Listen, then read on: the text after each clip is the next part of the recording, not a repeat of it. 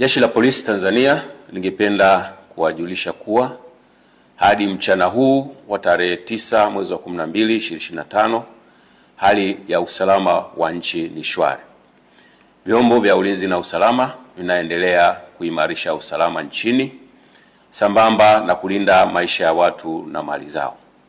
Aidha, Jeshi la Polisi lingependa kutoa wito kwa wananchi kuendelea kuzipuuza picha mjongeo na picha mnato zinazoendelea kusambazwa kwenye mitandao ya kijamii zikionyesha kwamba kuna maandamano yameanza maeneo mbalimbali.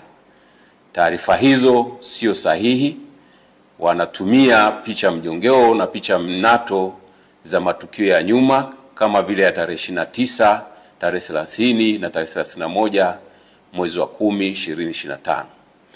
Sambamba na hilo, wenye nia ovu wanaendelea kutumia picha mjongeo za matukio ya nyuma. Kwa mfano, kuna tukio la Juni 2025 ambalo kabila la Wamasai walikuwa wanafanya sherehe zao za jando katika msitu wa Tanapa, lakini imesambazwa kwenye mitandao ya kijamii ikionyesha kwamba Wamasai wameanza kudai haki zao huko jijini Arusha.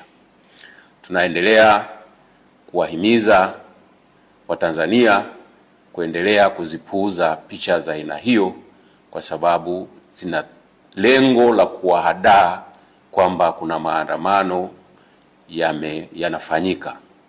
Ikumbukwe kwamba maandamano hayo ambayo yalikuwa yanapewa jina la maandamano ya amani yasiyo na kikomo yalipigwa marufuku toka tarehe 5 mwezi wa 12 2025 kwa sababu hayajakidhi matakwa ya kisheria ikiwepo sheria mama, yani Katiba ya Jamhuri ya Muungano wa Tanzania ya mwaka 1977 na sheria ya polisi na polisi wasaidizi sura 322.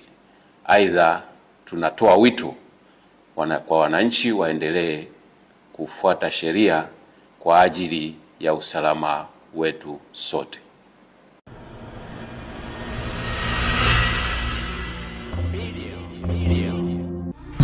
Usisahau kusubscribe, kulike